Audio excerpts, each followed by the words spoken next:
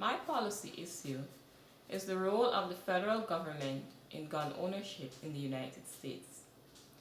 This policy is important to me because it saddens me to hear annually that many people in the United States are losing their lives or are being injured due to the high prevalence of gun violence. Unit 1 talks about the American system. It entails 3 chapters, namely the Democratic Republic, the Constitution, and federalism. Chapter 1, the Democratic Republic, introduces us to the idea that politics is the process of resolving conflicts and deciding who gets what, when, and how. Or more specifically, it is the struggle over power or influence within organizations or informal groups that can grant benefits or privileges. Government is an institution which has the ultimate decision-making authority. 2 fundamental political values are order and liberty. To be effective, government authority must be backed by legitimacy.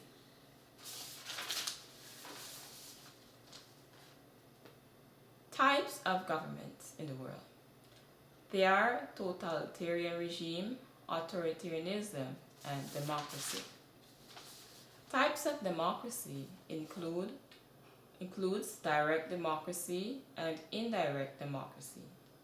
Direct democracy is whereby political decisions are made by the people directly, whereas indirect democracy is where the citizens elect representatives to run the government. Indirect democracy is also known as republic, popular sovereignty, democratic republic, or a representative democracy. The United States practices indirect democracy in the form of a democratic republic or a representative democracy. American democracy includes the theories of majoritarianism, elite theory, and pluralism. Liberty, order, equality, and property are fundamental American values, but not all these values are fully compatible. Chapter 2, the Constitution. The first permanent English colonies were established at Jamestown in 1607 and Plymouth in 1620. The Mayflower Compact created the first formal government in New England. On July 4, 1776, the Second Continental Congress approved the Declaration of Independence. The distinct impact of the Declaration was that it brought about the concepts of equality, natural rights, and a government established through a social contract. During the Revolutionary War, the states signed the Articles of Confederation. They were both strengths and weaknesses of the Articles. Results of its weaknesses led to bickering among states themselves, the economic depression, indebtors being thrown into prison, and the Shays' Rebellion. Dissatisfaction with the Articles prompted the call for the creation of a new constitution so that a new form of government could be formed.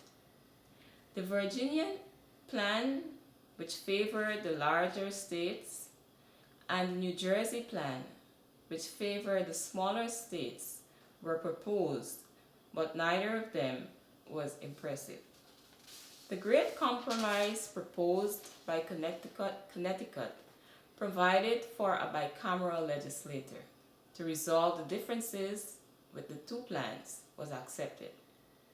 The final version of the Constitution provided for the separation of powers, checks and balances, and a federal form of government. The first 3 articles of the U.S. Constitution alludes to this separation of powers. The Bill of Rights was added to the Constitution to target the federal government, but after the Civil War, it was amended to apply to all states. Amendments to the U.S. Constitution can be proposed either by a two-thirds vote in each chamber of Congress or by a national convention called by Congress at the request of two-thirds of the state legislators. Ratification can occur either by approval of three-fourths of the legislators of the states or by special conventions called in the states for the purpose of ratifying the amendment and approval by three-fourths of these conventions.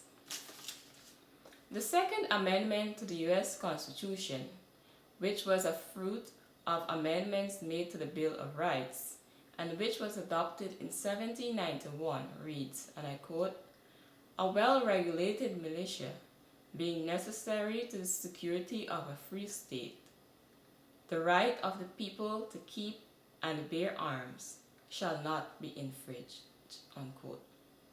The Supreme Court's interpretation of the Second Amendment to the U.S. Constitution gives Americans the right to bear arms. According to Wikipedia, it is estimated that U.S. civilians own 393 million firearms and that 35% to 42% of the households in the country have at least one gun.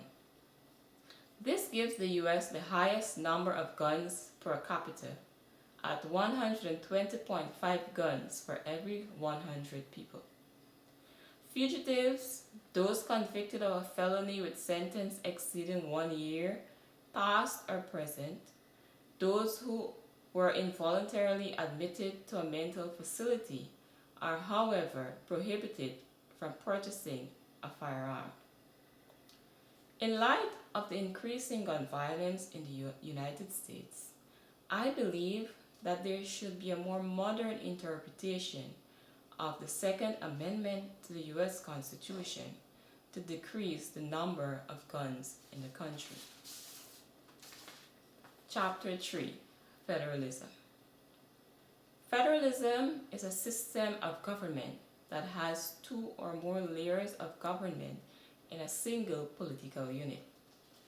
Types of federalism systems include unitary, confederal, and federal.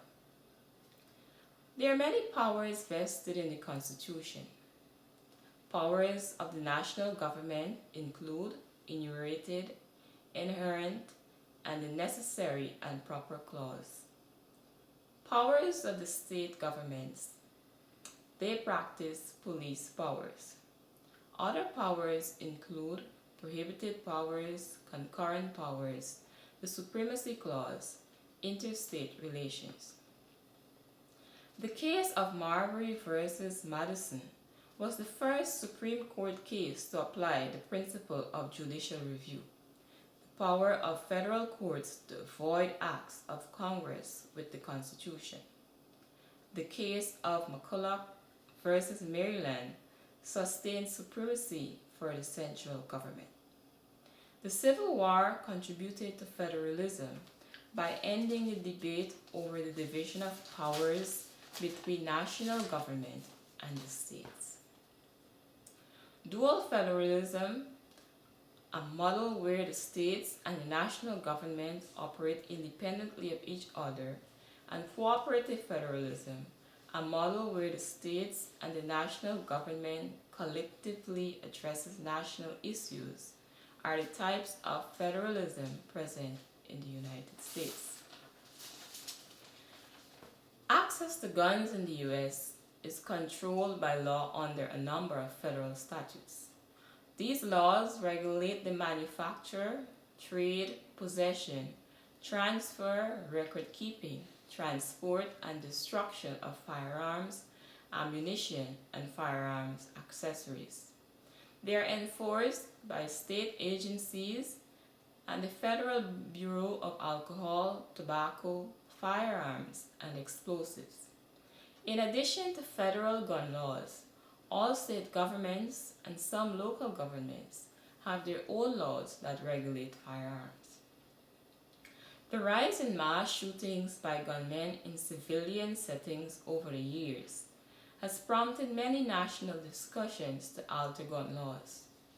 However, many recommendations have been defeated. In 2008, the U.S. Supreme Court struck down Washington, D.C.'s law that banned handguns. The mass shooting in Newton, Connecticut, 2012, which prompted the discussion of a legislation that would have banned semi-automatic assault weapons, was defeated by Senate despite extensive public support. In January 2016, President Barack Obama took several actions intended to defeat gun violence, but no federal law materialized. In 2018, after the mass shooting at a high school in Florida, Florida state legislators banned bumpfire stocks and raised the minimum age for purchasing rifles to 21. But Congress failed to enact any major new federal restrictions. As of 2019, there are no federal laws banning semi-automatic assault weapons, military-style .50 caliber rifles, handguns, or large-capacity magazines. And to date, President Donald Trump won't back universal background checks as gun talks continue. I believe that all these dismissals have continued to allow Americans ownership of guns. But the Gun Violence Archive reporting that there have been more mass shootings than days so far for 2019. My ultimate cry is for less dual federalism and more cooperative federalism to be practiced now more than ever to curb this rising tide of gun violence in the U.S. Thank you.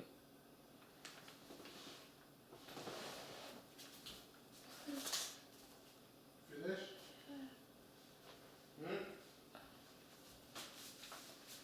Stop there? Yeah, I mean,